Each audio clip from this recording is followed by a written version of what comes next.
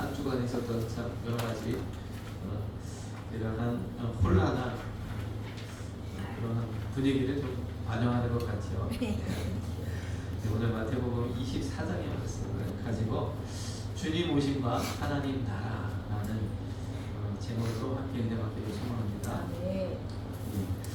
주님께서 이 땅에 오셨죠. 두고 있으면 이제 크리스마스 주님 오신 날. 실제적으로 주님 오신 날은 언제인지 잘 모르지만 한 날을 정해서 우리가 기념하는 겁니다. 주님은 철저하게 자신의 모든 삶을 비밀로 주셨어요. 어떤 것도 남기시지 않았어요. 왜냐하면 그것으로 인해서 그것이 우상이 되고 그것이 우리를 하나님은 원하시는 그 진리로 나아가지 않게 하실 것이 뻔하기 때문에 주님은 그렇게 하셨죠. 참 인자는 머리 둘 것이 없도다 하신 말씀처럼 항상 오시는 것도 가시는 것도 그렇게 하셨지만 그 주님 이 세상의 그 어떤 사람보다도 그 누구보다도 어마어마한 그런 영향력을 이 세계와 이 땅 가운데 베푸셨는 줄 믿습니다. 우리나라도 5,000년간 참 이렇게 세상을 좀 떠들썩하게 하고 호령하는 그런 시대에 우리가 살아본 적이 없잖아요. 우리는 그 축복의 시대를 살고 있어요. 너무나 감사하죠. 우리가 요즘 쓰고 버리고 하는 것들이 얼마나 풍성한지 우리가 소비하는 것만 따지면 우리나라의 뭐라고 그러더라 면적 우리나라가 한 3배는 있어야지 우리나라가 한 3개 정도는 있어야지 그거에 막 먹는다고 하더라고요. 아무튼 우리가 그렇게 지나친 이제 그러한 풍족한 시대에 참 살아가고 있는데 얼마나 감사합니다. 5,000년 역사 동안 이런 적이 없었는데 100년 전에 복음이 이 땅에 뿌려지니까 100년도 안 되는 짧은 시간 안에 하나님이 이 일을 이루셨잖아요. 이것이 기적이 아니겠습니까? 그래서 참 이번에 뭐 어떤 분은 6.25도 겪으시고 지금까지 있었던 모든 개혁을 다 겪으신 분이 있다고 하시던데 참 박지원 의원이신가 그분 그랬다고 하시더라고요. 참 그런 오래 이렇게 계신 분들이 역사의 증인이시죠. 정말요. 6.25 저는 뭐 6.25를 모르니까 잘 모르지만 저희 어머니도 6.25 때 피난 가시다가 그래서 다리에 그런 불편함이 생겼고 그 오랜 기간 그 불편함을 인정받아서 장애 상급을 받으셨잖아요. 그런 것처럼 그 다리와 귀 복합 장애를 받으셨는데 참 그 시기가 참 얼마나 처절하고 힘든 시기였겠습니까? 그렇게 아무것도 없는 이 땅에 이런 놀라운 일들을 하나님 행하신 것을 우리는 지금 보고 있습니다. 그래서 마태복음 24장의 이 말씀은 주님께서 마지막 때를 말씀하시는 거죠. 주님 오실 그때를 말씀하시는 거예요. 그래서 대부분의 많은 이제 학자들이 이제 종말적인 시대를 반영하는 그런 복음이다 이렇게 하지만 또 신학교에서의 또 다른 해석은 이것이 종말을 이야기하는 것이 아니고 주님이 오셔서 십자가 지시고 승천하신 이후에 제자들이 이제 복음을 가지고 땅 끝까지 복음을 전하는 그 시대까지 좀 예수님을 믿는 사람이 굉장히 소수였잖아요. 그런데 온 예루살렘과 온 유대와 사마리아와 땅 끝까지 복음이 증거되어야 되는데 그 가운데에 일어날 수많은 핍박과 또 환난과 어려움에 대하여 말씀하신 것이다.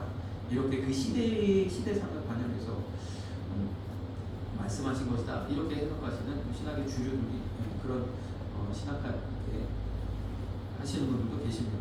그런데요, 참 놀랍고 신기한 것은 이 하나님의 말씀이 성경 말씀은 과거에도 성취되고 미래에도 성취될 것이고 오늘날 저와 여러분들의 삶 가운데서도 이루어지는 줄 믿습니다. 이렇게 그 시대에도 있었고요. 앞으로 주님 오실 그때에도 이루어질 뿐만 아니라 오늘을 살아가는 저와 여러분의 삶 가운데서도 이 말씀은 여전히 살아 역사하고 성취되고 또 그 말씀은 우리를 그렇게 이끄시는 줄 믿습니다. 참 놀라운 말씀이죠. 그래서 오늘 주님이 오시는 이 12월에 참 이 혼란을 우리가 겪으면서 참 주님이 오시는 것과 다시 오실 그때를 저는 좀 생각이 들더라고요. 그러면서 오늘 말씀을 좀 준비하게 되어졌습니다. 자, 주님은요 2000년 전에 이미 오셨고 네. 또 앞으로 다시 오시리라고 그렇게 약속하고 계시는 줄 믿습니다. 네. 참 주님께서 2000년 전에 오셔서 우리의 십자가 지시고 우리 모든 죄를 담당하시고 우리를 하나님의 자녀 삼으시는 우리의 구원을 완전히 이루셨죠. 그런데 주님은 다시 오시리라 약속하시고 하늘에 승천하셨어요. 하늘로 올리우셨어요. 그래서 우리 지금을 살아가는 저와 여러분들은 이제 다시 오실 그 주님, 그 약속을 바라보면서 그 소망을 바라보면서 살아가고 있는 줄 믿습니다. 그런데 참 이 놀라운 것은 하나님께서 이 세상 처음에 아브라함이라는 한 사람을 택하시고 구약의 말씀을 성취하도록 하셨잖아요. 구약의 말씀을 기록하게 하셨잖아요. 아브라함이라는 한 사람을 택하시고 그 자녀 가운데 한 민족을 이루게 하셔서 그 나라, 이 민족을 내 나라, 내 백성 삼으시겠다 약속하셨어요. 그리고 그들에게는 어떤 약속을 주셨냐? 앞으로 메시아가 올 텐데, 메시아에 대한 소망을 주시더라고요. 메시아가 올 텐데 그가 오면 하나님이 다스리고 통치하시는 완전한 나라가 이루어질 거야 라는 소망을 줬거든요. 그래서 이스라엘 백성들이 그 메시아에 대한 소망과 하나님 백성이라는 이 선택받은 민족이라는 그 민족적인 자부심을 가지고 그 시대를 살아갔는데, 하나님께서 이 이스라엘 그 택한 민족이 정말 하나님의 마음을 많이 아프겠어요. 그래서 결국에는 하나님께서 그 아브라함의 자손이라는 이스라엘 백성 전체를 하나님 다 쓰시는 것이 아니라 그 가운데서 하나님을 믿고 하나님을 따르는 경건한 바알에 무릎 꿇지 않는 7천과 같은 그런 남은 자들을 통해서 주님 오실 날을 예비하게 하셨고, 주님이 이 땅에 오시고 이제는 한 민족 아브라함의 자손이 아닌 온 땅 끝까지 모든 민족이 주님을 알고 주님을 영접하고 복음을 받는 그 놀라운 일을 이루시는 줄 믿습니다. 그리고 우리에게는 다시 오실 소망을 주셨어요. 그러면서 과거 구약시대에 이스라엘 유대인들이 행했던 그 오류를 범하지 말라고 오늘 우리에게 말씀하고 있는 줄 믿습니다. 네, 사도행전 1장 11절 말씀 보면 주님은요, 우리 한번 같이 읽어보겠습니다. 가로되 갈릴리 사람들아 어찌하여 서서 하늘을 쳐다보느냐. 너희 가운데서 하늘로 올라오신 이 예수는 하늘로 가심을 본 그대로 오시리라 하였느니라. 그래서 구약의 이 이야기들을 우리가 잘 살펴보면 또 주님 오심과 다시 오실 그 시대를 우리가 다시 그것을 거울로 삼아 볼 수 있어요. 그래서 하나님께서 이스라엘 백성을 택하셔서 그렇게 구약을 기록하신 거죠. 주님은요 다시 우리에게 이 소망을 주셨습니다. 다시 오실 주님을 기다리고. 우리도 그 소망을 바라보고 이 참 메시아의 그런 기대와 소망을 이스라엘 백성들에게 주셨는데 그들이 어떻게 했어요? 그 소망을 끝까지 붙들지 못하고 주님만 섬기는 것이 아니라 온갖 우상과 모든 것, 그리고 온갖 불법과 그리고 죄악과 이 모든 것에 하나님 마음을 아프다 결국에는 저 나라가 멸망하는 그런 일까지 겪지 않았습니까? 우리에게도요 이렇게 주님께서 말씀하고 있는 줄 믿습니다. 그래서 이 주님은 언제 다시 오신다는 거예요. 반드시 주님이 다시 오신다는 거예요. 반드시 주님은 다시 오시는 줄 믿습니다. 그래서 주님이 다시 오신다고 약속하셨는데 2000년 동안 안 오셨어요. 아직까지. 곧 오시리라. 그 시대를 살아가는 그들에게도 오시리라. 그래서 그 주님 당시 그 시대, 또 초대교회 그 시대, 복음에 막 증거되는 그 시대인데도 오실 주님을 막 바라보면서 그렇게 살아갔습니다. 지금에도 주님께서 우리에게도 동일한 그런 소망을 주셨는 줄 믿습니다. 이렇게 하나님 말씀하셨는데 아직까지 오시지 않으셨죠. 데살로니가전서 4장 14절 말씀 보겠습니다. 우리가 예수의 죽었다가 다시 사심을 믿을진대 이와 같이 예수 안에서 자는 자들도 하나님이 저와 함께 데리고 오시리라. 아멘. 우리가 이 소망을 가지고 살다가 그렇죠? 내 수명이 다해서 주님께 나아가도 상관없어요. 왜요? 주님 오시는 그 마지막 그 종말의 때에 마지막 때에 주님을 살아서 주님을 배웠든 우리가 살아가는 동안 주님과 늘 함께하며 주님과 동행하며 살아가는 동일하다는 겁니다. 우리에게는요, 우리가 내 숨이 끊어져도 주님께서 우리를 다시 살리셔서 데리고 오시겠다는 거예요. 주님 오실 그때 우리와 함께 오시겠다는 거예요.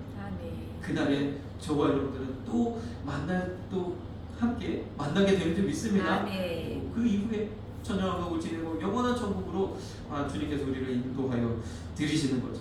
그래서요, 주님 오신 그 마지막 때에 끝까지 견디고 살아서 주님을 배우는 그들과 이 시대를 살아가는 주님이 우리 살아있는 그 기간에 주님 오시지 않는다 할지라도 주님을 바라보면서 주님을 내 안에 늘 모셔드리면서 주님과 동행하는 그 삶은 동일한 삶인 줄 믿습니다. 그러한 성도들은요, 주님께서 나중에 다시 다 살리셔서 데리고 오시리라고 약속하고 있다는 거 얼마나 감사합니까? 그래서 우리는 그 소망을 가지고 주님 오실 것을 바라보면서 이렇게 나아가야 될 줄 믿습니다. 마지막 때에 그런 여러 가지 환난과 어려움 속에서 아멘 주 예수여 어서 오시옵소서 주님을 바라보는 그 마음, 그 심정을 우리가 한번 상상해 보시면서 그 마음으로 오늘도 살아가야 할 줄 믿습니다. 오늘도 당장이라도 내일이라도 한두 시간 후에라도 주님이 오신다면 그 주님 아멘 주님 어서 오시옵소서. 아니요 주님 잠깐만요. 지금 오시면 안 됩니다. 그게 아니라 저가 어릴 때 꿈이 있었어요. 주님 오신다고 자꾸 하니까 좀 천천히 오셨으면 좋겠다.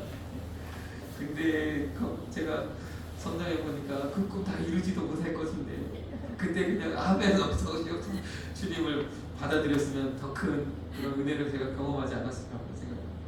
그럼 주님을 모시지 않는다 할지라도 우리는 그 주님을 모셔드리면서 살아가야 되는 줄 믿습니다. 그러면요, 주님은요 2000년 전에 오셨고 또 앞으로 오실 거예요. 반드시 오실 거예요. 오실 때 그 사이를 살아가는 저와 여러분들은 어떻게 살아야 됩니까? 주님이 이미 오셔서 우리 구원을 다 이루셨기 때문에 그냥 아무렇게나 살아도 됩니까? 아니라는 거죠. 그 사이를 살아가는 저와 여러분들에게는요, 오늘 빌립보서 3장의 말씀을 통해서 이렇게 말씀하고 계십니다.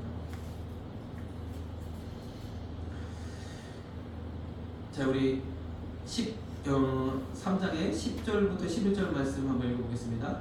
내가 그리스도와 그 부활의 권능과 그 고난의 참여함을 알려하여 그의 죽으심을 본받아 어찌하든지 죽은 자 가운데서 부활에 이르려 하노니 그랬어요. 주님을 본받아서 주님의 죽으심과 부활에 참여하길 원한다. 다시 말해서 주님 오신 그때까지, 주님 오신 그때 나를 부활시켜서 주님과 함께 하신 그 소망을 이야기하는 거죠.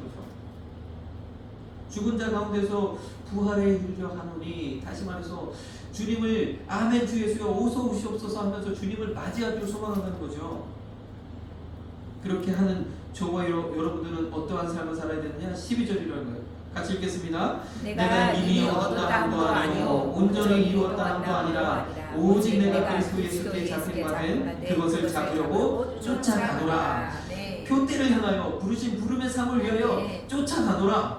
열심히 우리는요 나아가야 되는 줄 믿습니다. 그래서 우리 구원을 완전히 이루셨지만 하나님의 뜻, 내게 맡겨진 삶, 이것들을 바라보면서 우리는 계속적으로 이 믿음의 행진을 이어나가야 되는 줄 믿습니다. 이 땅 가운데 베푸신 하나님의 나라도 마찬가지죠. 주님, 그래서 주님이 2000년에 오셨고 앞으로 오실 그 주님을 우리가 바라보았다면 이번엔 하나님 나라의 측면에서 한번 생각해 보기를 소망합니다. 하나님 나라도요 이미 시작되어졌죠. 하나님 나라가 이미 시작되어졌는 줄 믿습니다. 그러나 아직 그 하나님의 나라가 완성되어지지 않았죠. 완성된 온전한 하나님의 나라가 이 땅 가운데 임하는 그때가 또 오게 되는 줄 믿습니다. 누가복음 17장 21절 안에 있는 말씀을 보면 하나님의 나라는 어디 안에 있다? 저와 여러분 안에. 바로 이곳이 하나님의 나라인 줄 믿습니다. 하나님의 집인 줄 믿습니다. 이곳을 통해서 저와 여러분들을 통해서 하나님의 나라가 세워지고 이 하나님의 나라가 온 세계를 덮을 때, 우리 바다 덮은 같이 온 세계를 덮을 때 이 땅이 그렇게 준비되어질 때 주님의 완전한 나라가 이 땅에 임하게 됩니다. 마태복음 12장 28절 말씀 읽어보겠습니다. 그러나 내가 하나님의 성령을 힘입어 귀신을 쫓아내는 것이면 하나님의 나라가 이미 너희에게 임하였느니라. 아멘. 지금의 시대가 성령 시대라고 그러죠. 성령을 통해서 하나님 역사하시는 줄 믿습니다. 이제는요 하나님의 나라가 성령을 통하여 역사하시는 그 하나님의 나라가 이미 시작되어졌는 줄 믿습니다. 아멘. 또 마태복음 24장 6절에는 이렇게 말씀하고 있죠. 오늘 본문 말씀이죠. 난리와 나라의 소문을 듣겠으나 너희는 삼가 두려워 말라. 이런 일이 있어야 돼. 끝은 아직 아니니라. 아멘. 그래서 이미 오셨다 하는 거 우리가 영어로 보면 The kingdom of God has already come to you 라고 하는 이 말씀처럼 이미, already, 이미. 그리고 끝은 아직 아니니라. The end is not yet. 아직 끝이 나지 오지 않았다. 그러면서 이렇게 표현들이 있어요. already, but not yet. 이미, 그러나 아직. 자, 이것은요 우리의 믿음에 있어서, 우리의 구원에 있어서 매우 중요한 그런 명제이죠. 하나님께서 이미 구원을 성취하셨고, 이미 구원을 확정 지으셨지만 우리는 여전히 계속해서 성화되어 가야 되는 줄 믿습니다. 네. 구원을 이루어가야 되는 줄 믿습니다. 주님이 원하시는 그 뜻, 주님이 바라시는 그 믿음의 분량까지 우리는 성장되어져야 되는 거죠. 네. 주님이 이미 오셨고 앞으로 다시 오실 주님을 바라보며 나아가도 똑같은 거예요. 이미, 그러나 아직. 자, 주님의 나라도 이미 시작되었어. 그러나 아직 주님의 완전한 나라가 임하지 않았어요. 그 나라가 오시기까지 우리는 계속 이 시대에 주님의 말씀을 따라 살아가야 되는 줄 믿습니다. 네. 그런데 이미, 그러나 아직 이 개념이 우리에게는 좀 오해를 불러일으킬 때가 있어요. 어떤 오해냐? 우리가 내가 믿었는데, 내가 믿음으로 믿었는데 아직 내 믿음이 연약합니다. 그러면서 구원의 확신이, 내가 구원을 받았는지 구원을 받지 않는지 막 확신이 흔들리는 그런 일이 발생해요. 내가 나는 믿기 시작했는데 아직 내 믿음이 연약해서 그런가 보다. 우리가 이렇게 오해할 수 있어요. 하나님을 보고. 그렇지 않다는 거예요. 내가 믿은 것이 아니라, 내가 선택해서 이 교회에 나온 것이 아니라, 하나님이 여러분을 만세 전에 여러분들이 부모님의 뱃속에 있기 그 전부터 여러분을 아시고, 여러분을 택하시고, 여러분을 계획하시고 부르셨는 줄 믿습니다. 네. 하나님을 부르심이 있어요. 하나님이 부르신 그 가운데에 누군가를 만나게 하시고, 그를 통해 복음을 전해 듣게 하시고, 이 자리까지 나아오게 하셨는 줄 믿습니다. 네. 하나님 이미 구원을 이루셨어요. 그런데 아직 우리가 나아가야 할 것은 하나님의 그 뜻대로 믿음의 분량을 우리가 이루어서 하나님이 원하시고 기뻐하시는 그 뜻을 이루기를 우리가 소망해서 계속해서 달려가야 되는 줄 믿습니다. 네. 그리고 또 한 가지는 이미, 그러나 아직. 그러니까 우리 하나님께서 우리를 구원해 주셔서 복 주셔서 나를 하나님 자녀 삼으셨어요. 사실 그것만으로 만족하는데, 그것으로 충분한데, 우리 삶 가운데 주님, 그런데 아직 우리 좀 더 필요합니다. 더 구합니다. 더 주시옵소서. 우리에게 또 이렇게 또 여겨지는 그런 신앙의 모습들이 있었죠. 이것도 마찬가지입니다. 하나님은 이미 우리에게 모든 걸 주셨어요. 그러나 우리가 믿음 안에서 모든 것을 하나님 복을 그냥 무조건 복 주신다고, 무조건 부자 되게 하신다고 다 좋은 게 아니잖아요. 하나님을 온전히 끝까지 마지막까지 견디고, 어떤 환난이 와도 주님을 놓지 않는 그것을 하나님을 원하시기 때문에 우리를 훈련하시려고 그렇게 그런 여러 가지 과정들을 허락하시는 줄 믿습니다. 네. 그래서요, 우리는요 이미 하나님께서 다 이루셨어요. 그러나 더 완전하신, 더 온전한 그 하나님의 그 뜻을 바라보면서 우리는 나아가는 줄 믿습니다. 네. 그래서 already, but not yet, 이게 원래 완전 영어로 된 문장인데, 저는 여기다가 come자를 붙이길 원합니다. 이렇게 되면 좀 문장이 어색해지는데, 왜냐면 has come 해야지 이제 완료형이 돼서 완전한 문장이 되는데, 그냥 저는 여기다 come자를 붙이는 거는 선호합니다. 그래야지 오해를, 주님이 이미 오셨고 다시 오실 주님을 우리가 기대하면서 나아가야 되는 줄 믿습니다. 네. 자, 그러면 마태복음 24장 9절 말씀을 보겠습니다. 같이 읽어보겠습니다. 그때에 사람들이 너희를 환난에 넘겨주시며 너희를 죽이니 너희가 내 이름을 위하여 모든 민족에게 미움을 받으리라. 아멘. 주님이요 오셨고요. 주님 이 복음을 증거할 때 참 많은 핍박과 환난과 어려움이 있었죠. 이 땅에는 복음이 처음에 들어올 때 수많은 핍박과 어려움이 있었죠. 그럼에도 불구하고 참고 견디고 인내하고 때로는 순교를 각오하며 이 복음을 지켜나갔던 믿음의 선진들이 있기에 우리가 그 평안의 때를 누리고 있는 줄 믿습니다. 아멘. 그럼 또 하나님께서는 또 여전히 이러한 환난과 핍박이 많은 불 때가 있어요. 그럼에도 불구하고 우리는 계속해서 믿음을 지키고 나가야 되는 줄 믿습니다. 그냥 우리가 주님을 믿고요, 이 평안한 가운데 많은 은혜를 누리잖아요. 그래서 우리가 이렇게 복을 누리고 이렇게 살다가 이곳으로 끝나면 안 된다는 거죠. 그러다가 여러 가지 환난이 불어요. 여러 가지 핍박이 와요.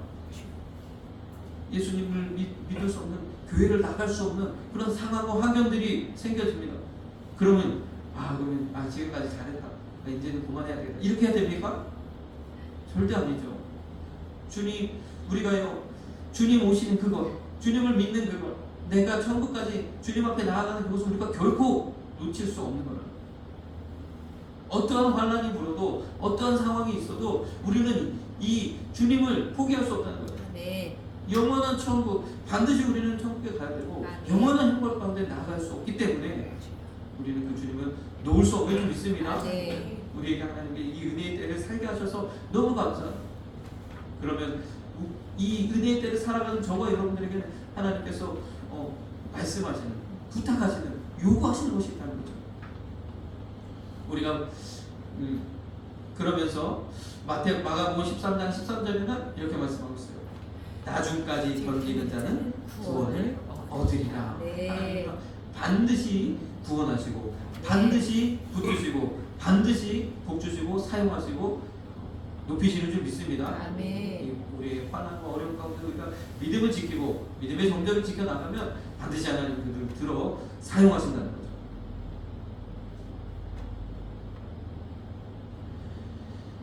참, 이 마태복음 24장 9절과 또 마가복음 13장 13절의 말씀처럼 너희가 내 이름을 인하여 모든 사람에게 미움을 받을 것이다, 이렇게 말씀하셨어요. 참 우리가 이것을 참 실감하기가 쉽지 않죠. 그런데 최근에 좋은 예가 있어서 제가 좀 말씀을 드립니다. 최근에 우리나라의 대통령 윤석열 대통령이 참 모든 미디어의 표적이 되고 모든 국민의 이제 질타를 받고 있습니다. 제가 생각해서 제가 그 자리에 있으면 나는 어떻게 할까? 야, 학교라는 공간 안에서 그 아이들에게 왕따를 당해도 이게 쉽지 않은데 모든 사람은 어디를 가든 그렇죠. 그렇게 평가를 받게 된다면 얼마나 힘들까? 한번 여러분 생각해 보십시오. 그 자리에 내가 서 있고 그것이 복음 때문이라면 어떻게 하시겠습니까? 우리는요, 그럼에도 불구하고 끝까지 견디는 자는 구원을 얻게 되는 줄 믿습니다. 우리는 결코 이 믿음을 포기할 수 없는 거죠. 그와 같은 믿음을 가지고, 그와 같은 각오를 가지고 우리가 나아가야 되는 줄 믿습니다. 예, 하나님의 나라는 결실기에 미치지 못한 무화과 나무와 같습니다. 이게 무슨 말씀입니까? 하나님의 나라는 결실기에 미치지 못한 무화과 나무와 같습니다. 이 하나님의 나라를 아까도 말씀드렸지만 아브라함을 택하시고 그를 통해서 하나님 백성 삼으셨어요. 그리고 하나님 나라 삼으셨죠. 그러나 그 백성이 어떻게 했어요? 결국에는 오늘 이 무화과 나무로 비유되는 이스라엘을 이야기하는 겁니다. 그들이 어떻게 됐습니까? 결국에는 하나님 뜻대로 하지 못하고 오실 메시아를 십자가에 못 박는 이런 엄청난 일입니다. 오늘날 저와 여러분도 마찬가지로 주님께서 이러한 무화과 나무로 비유되는 이스라엘처럼 그런 우를 범하지 말라라고 이야기하는 거죠. 무화과 나무의 비유를 배우라. 그 가지가 연하여지고 잎사귀를 내며 여름이 가까운 줄을 아나니. 이 시대를 분별하고 우리가 지금 어느 때를 살아가고 있는지를 분별하라고 말씀하는 거죠. 33절에는 이와 같이 너희도 이 모든 일을 보거든 인자가 가까이 곧 문 앞에 이른 줄을 알라 말씀합니다. 그런데 이 무화과 나무에 대한 비유가 한 가지가 더 있죠. 말씀이 마가복음 11장에 이 말씀이에요. 예수님께서 한 무화과 나무를 보시고요, 그 무화과 나무에서 무엇인가를 얻기 위해서 가셨다가 가서 보니까 잎사귀만 무성하고 아무것도 없는 거예요. 열매가 없는 거예요. 그래서 그 무화과 나무를 저주하셨습니다. 이 무화과 나무는 단순히 그냥 무화과 나무를 저주하시기 위하여 저주하신 것이 아니라 이 무화과 나무의 비유를 배우라 말씀하신 것처럼 이 무화과 나무는 곧 이스라엘을 이야기하는 거죠.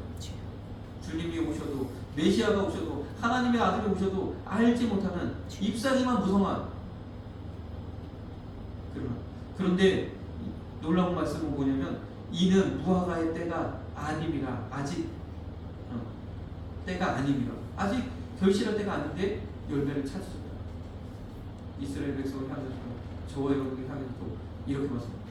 열매가 보이지 않아도 우리는 계속적으로 이 믿음의 이 복음의 씨를 심어야 되는 줄 믿습니다. 우리 삶 가운데 계속적으로 우리가 기도의 응답이 아직은 이루어지지 않았다 할지라도 우리 계속 기도해야 되고요. 아직 말씀의 능력이 내 삶을 온전히 변화시키지 못했다 할지라도 우리 계속 말씀 가운데 나아가야 돼요. 우리가 아직 축복의 그러한 순간에 하나님의 영광으로의 그 순간에 이르지 않았다 할지라도 우리는 계속 나아가야 되는 줄 믿습니다. 이것이 주님 하나님의 나라, 하나님 완전한 하나님의 나라가 성취되기까지 우리는 그 나라를 계속해서 살아가고 이루어가고 있는 줄 믿습니다. 그런데요, 마태복음 24장 14절 이 말씀 같이 읽겠습니다.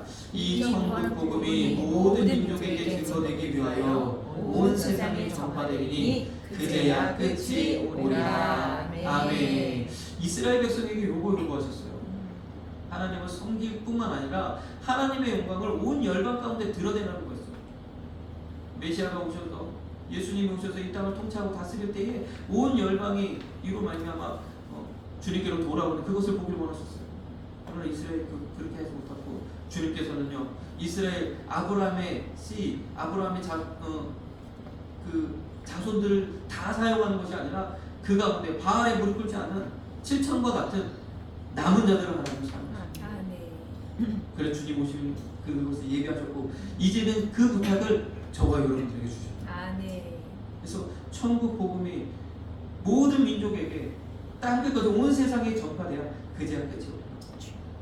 그 일을 너희가 감당해다가 우리에게 말씀하시고 있는 줄 믿습니다. 복음이 전파되는 현장은요 늘 우리에게 여러 가지 핍박과 어려움이 있기 마련입니다. 우리가 당장 복음을 들고 선교회지에 나가지는 못하지만 그 일을 우리는 보내는 그 일을 우리는 감당할 수 있는 줄 믿습니다. 그래서 주님이 이미 오셨고 앞으로 오실 그 주님 그 사이를 살아가는 저와 여러분 이미와 아직 그 사이를 살아가는 저와 여러분들에게 주신 사명 우리에게 주신 수많은 것들 가운데 단 한 가지 포기할 수 없는 그 사명이 무엇이냐 땅끝까지 복음 전하는 그 일을 감당하라고. 우리가 그 일을 감당하지 않으면 그 일을 못하면 이스라엘처럼 무화과 나무를 저주하셨던 것처럼 저주를 받을 수가 없어요. 그 일을 감당하신 저와 여러분 되시길 소망합니다. 자, 하나님의 나라를 구하는 이에게 모든 것을 더하여 주시겠다고 약속하셨어요. 우리 마태복음 6장 33절 말씀 아래 있는 말씀 듣겠습니다. 너희는 먼저 그의 나라와 그의 의를 구하라. 그리하면 이 모든 것을 너희에게 더하시리라. 아멘. 그의 나라와 그의 의를 구하라. 이 복음을 전하는 그 일을 하나님께서 감당하라 말씀하신 거죠. 그리하면 어떻게 하신다? 이 모든 것을 더하신다. 이 모든 것은 무엇이에요? 앞절에 있는 말씀 31절에서 그러므로 염려하여 이르기를 무엇을 먹을까 무엇을 마실까 무엇을 입을까 하지 말라. 우리 참 이것이 염려잖아. 이것이 우리가 걱정이잖아요. 우리가 뭐 재물을 막 쌓아놓고 있는 것도 아니고 이제는 염려하지 마시고 지난 우리 24년 동안 염려하지 말고 기도하라 했으면 이제는 염려하지 말고 복음을 전하라. 복음 전하시면 그거 더 하신다고 분명히 말씀하고 있는 줄 믿습니다. 먹고 사는 문제는 이방인들이 너희가 하나님의 나라를 위하여 힘쓰면 내가 이 모든 거 더해주겠다고 약속하고 있는 줄 믿습니다. 마태복음 6장 20절에는 이렇게 말씀하고 있어요. 오직 너희를 위하여 보물을 쌓아두라. 저기는 좀이나 동력이 해하지 못하며 도적이 구멍을 뚫지도 못하고 도적들도 못하느니라. 안전한 곳에 좀 쌓아두라고 이야기하신 거예요. 내가 살아가는 삶이 있으니까 내 모든 것을 다 하늘 창고에 쌓을 수는 없지만 우리는요 그 안전한 곳에 우리의 이 보물을 쌓아 놓아야 될 줄 믿습니다. 제가 이 말씀을 보면서 여기는 보니까 좀이나 동력이나 해야지 못하면 부자들도 참 걱정이 많아요. 그렇죠? 내 재산을 혹시라도 누가 보이스피싱이라도 혹시 다 내 자녀를 누가 또 납치해가지고 돈이랑 요구하진 않을까 얼마나 걱정했습니다. 또 갑자기 이런 정치적인 이익이 갑자기 격변이 일어나서 막 주식이 폭락하고 집값이 뚝 떨어지고 이런 난리가 일어나진 않을까. 혹시 전쟁이 일어나고 나서 내가 지금까지 세워놓은 모든 것이 다 저기가 되진 않을까 얼마나 걱정이 되겠습니까. 저와 여러분 큰 걱정이 없으시겠지만 계엄이 선포되면 걱정되시는 분들이 있죠. 자, 어쨌든 그러면서 우리도 우리의 건강을 위해서, 우리의 미래를 위해서 여러 가지 안전 장치들을 주잖아요. 여러분들의 인생을 위해서, 여러분들의 영혼을 위해서도 안전 장치를 주셔야 되는 게 있습니다. 하늘에 쌓아줘. 하늘에 쌓아줘. 거기는요 해안도 없고 산도. 하나님께서 최소 갑절로 우리에게 보상하시는 그 놀라운 창고에, 그 하늘 은행에 여러분들 쌓아주시기를 소망합니다. 고린도후서 9장 8절에는 이렇게 말씀하고 있어요. 하나님 같이 한번 읽어보겠습니다. 하나님이 능히 모든 은혜를 너희에게 넘치게 하시나니 이는 너희로 모든 일에 항상 모든 것이 넉넉하여 모든 착한 일을 넘치게 하려 하심이라. 하나님의 부의 정의. 고린도후서 9장 8절 하나님의 부의 정의. 하나님이 원하시는 부, 하나님이 원하시는 부자는 무엇이에요? 모든 일이 항상 모든 것이 넉넉하여 모든 착한 일을 넘치게 하시는, 재산을 쌓아두기만 하나님 원하시는 것이 아니라 모든 착한 일을 넘치게 감당하시는 저와 여러분들 되시기를 소망합니다. 아멘. 이렇게 하시기 위해서 하나님께서 심을 것을 주시겠다고. 고린도후서 9장 10절 그 다음 절이죠. 심는 자에게 씨와 먹을 양식을 주시는 이가 너희 심을 것을 주사 풍성하게 하시고 너희의 의의 열매를 더하게 하시리니. 아멘. 심을 것을 주사 풍성하게 하시는 줄 믿습니다. 믿음으로 우리가 나아가야 돼요. 제가 참 오늘 이 말씀을 통해서 우리가 이 시대를 살아가는 거 반드시 감당해야 될 게 복음 전하는 그 일이라는 것. 그래서 참 하나님께서요 우리 교회에 큰 은혜를 주셨잖아요. 이 아름다운 성전. 참 이곳이 빨리 더 많은 분들이 채워지고 오셔서 함께 예배하고 함께 하나님께 더 큰 소리로 더 감격스럽게 예배하고 그렇게 되기를 소망합니다. 아멘. 그렇게 할 줄로 믿습니다. 참 이 아름다운 성전에서 이렇게 아름답게 또 우리가 꾸며놓고 그리고 뭐 주차장도 있고 엘리베이터도 있고 여러 가지 모든 것이 불편함이 없어요, 그죠? 그리고 겨울에 그렇게 춥지 않고 여름에 그렇게 또 여름에 시원할 수 있고. 제가 이 앞전에 우리 있었던 동원빌딩 그 아직도 기억나는데요. 그 사무실에 제가 이제 인천의 조화장국에는 항상 따뜻하더라고요. 그 너무 좋더라고요. 그 사무실 안에서 따뜻해요. 너무 좋. 겨우 거기는 계절이 가는 줄 몰라. 저는 특히나 전사실에 있었는데 콕 이렇게 박혀 있어가지고 거기서 그냥 있어가지고 계절이 가는 줄도 모르고 세상이 어떻게 바뀌는지도 열심히 일만했던 기억이 나는데 그러다가 이제 대전에 내려와서 이제 부교육자 임명을 받고 이제 겨울에 이제 출근하잖아요. 하루 종일 얼마나 추운지 다리 밑에 난로를 틀어놔도 얼마나 추운지. 제가 그때부터 이제 10월이면 내복을 입고 4월에 내복을 벗는 국군의 날 내복을 입고 신국의 날 내복을 벗는 얼마나. 근데 지금 여기는 그러지 않아요. 내복 안 입고도 겨울을 충분히 보냈어. 그런 이제 참 따뜻한 얼마나 감사합니다. 이 감사한 이 성전을 주시고 그렇게 우리가 이렇게 할 수 있는 건 얼마나 감사해요. 참 감사하지 못했다는 그런 생각이 들고 그러면서 또 한편에는 계속적으로 우리를 재정적으로 우리를 계속 주님께서 연단하시는 것을 볼 수 있어요. 주님께서 분명히 부어주시면 이것을 분명 다 해결할 수 있는데 제가 지금 이제 2년 동안 이렇게 보지만 이것이 계속되는 이런 부분들을 보면서 하나님께서 원하시는 것이 있다. 그래서 제게 그 전부터 주신 마음이 뭐냐면 너희가 감당하라.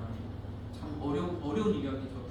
여러분들이 정말 최선을 다해서 헌신하고 있는 이런 상황 속에서 오늘 이 말씀을 전하는 거죠. 어려운 이야기지만 그럼에도 불구하고 극한 가난 가운데도 감사하게 드렸던 데살로니가 교회 성도들처럼 저와 여러분들요 이러한 상황 속에서 주님의 뜻을 기억하면서 감당하라. 그러면서 제가 이것을 어떻게 이야기를 할까 고민하다가 주님이 지금 말 주셨어요. 뭐냐면 이 선교를 감당해라. 선교를 감당하라. 그 아이디어와 생각을 주셨어요. 그러면서 그리고 또 그때 그 마음 받아서 그럼 이 선교를 감당하는 이 일을 언제 우리 성도들에게 이야기할 것인가 하다가 요번 이런 사태를 보면서 때는 이때다. 제가 생각했습니다. 여러분 정말 우리는요 어떠한 상황과 환란이 오더라도 우리는 그 주님 꼭 붙들어야 될 줄을 믿습니다. 그런 마음 가지고 이제 2025년도에는 저와 여러분들이 이 우리가 지금 선교를 하고 있거든요. 캄보디아에 선교를 하고 있어요. 매월 100만 원씩 들어가요. 이 100만 원 선교를 저와 여러분들이 감당해서 그곳에 여러분들이 드리는 헌금을 통해서 지금까지는 우리가 그냥 성경 목록으로 드리는 것도 있긴 있지만 그냥 교회 재정에서 나갔거든요. 그러나 여러분들의 손길을 통해서 이것을 성경으로 캄보디아 그곳에 놀라운 변화가 일어날 줄 믿습니다. 캄보디아에서는 아직 열매가 보이지 않지만 그리고 그 열매를 우리 생애 때 다 보지 못할 수도 있지만 우리가 전한 그 선교 헌신을 통해서 그곳에 복음이 증거되고 그곳에 그 아이들이 복음으로 자라나고 그 캄보디아가 변화되고 놀라운 역사가 일어나는 줄 믿습니다. 캄보디아에 많은 선교사들이 활동하고 복음을 전하고 그러면서 캄보디아가 지금 굉장히 달라지고 있다는 거예요. 우리가 그래서 우리 선교사님 시작할 때 한번 캄보디아를 갔었는데 이제 지금 이제 마무리하는 시점에서 한번 가서 얼마나 바뀌었는지 전각으로 우리가 좀 살펴볼 필요가 있을 텐데 참 기회가 된다면 한번 그 땅을 한번 밟아봤으면 좋겠습니다. 이런 마음 가지고 선교 궁금해 제가 뒤에 이 작정표를 좀 올려드렸어요. 저도 그래서 이 모든 헌금을 작정을 했는데 여러분들도 함께 좀 동참해 주시기를 주님의 이름으로 부탁드립니다. 기도하겠습니다. 네, 기도 아니고 우리 찬양 먼저 드리겠습니다.